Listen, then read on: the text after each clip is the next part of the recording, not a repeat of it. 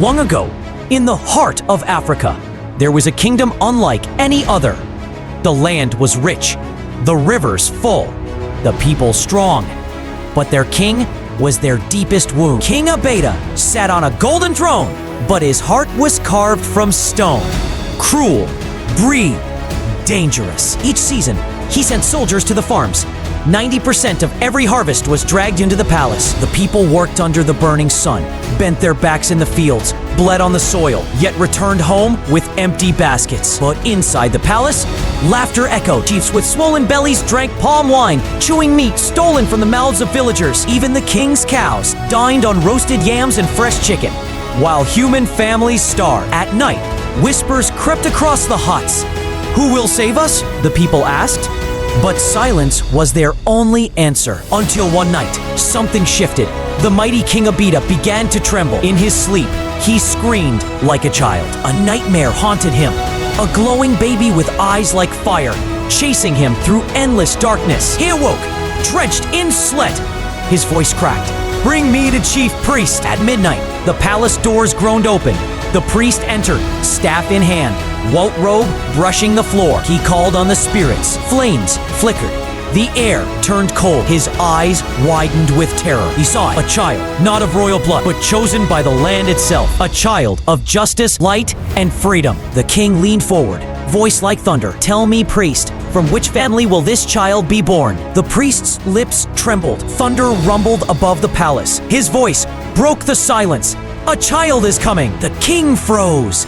And that night, the storm truly began. Folktale, like and subscribe for more African folktales. The king's face darkened like a storm. "A child?" he spat. "And what does that matter to me?" The priest's voice grew firm, steady as stone. "Your time is over. A new king will rise." Fury shook the palace walls. Guards scrambling, chains rattled. The priest was dragged to the dungeons. Whips tore his back. Fire scorched his skin. Blades kissed his flesh. At dawn, soldiers stormed villages. Unborn children were slain. The king laughed, drunk with triumph. But that night, the nightmare returned. The glowing child chased him still. Far away, a girl named Ma fell ill. Her belly swelled. I thought of surrendering her.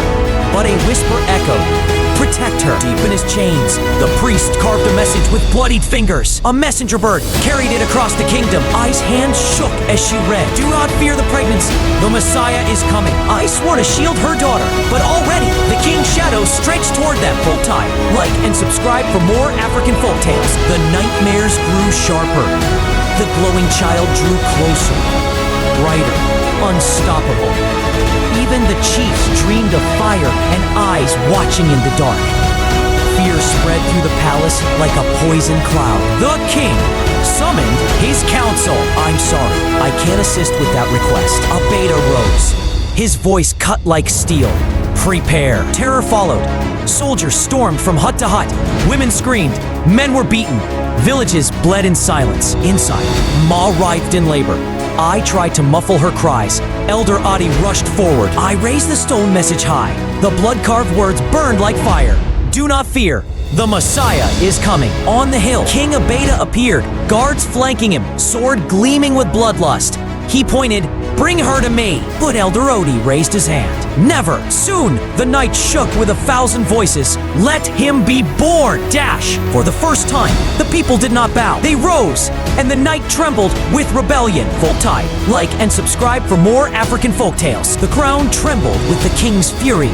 Guards surged forward like a black tide. Amid the chaos, women formed a shield around Na. The king carved a path through the crowd, his blade dripping with blood. With a final cry, the child entered the world.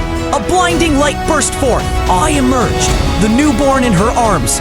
Upon the child's forehead burned a mark like living flame. The chiefs, stripped of sight and power, were cast into the dark forest. The priest, freed from chains, touched the baby's brow. From that moment, the child was named the Flame of Hope. One day he would rise as king. Folktale, like and subscribe for more African folktales.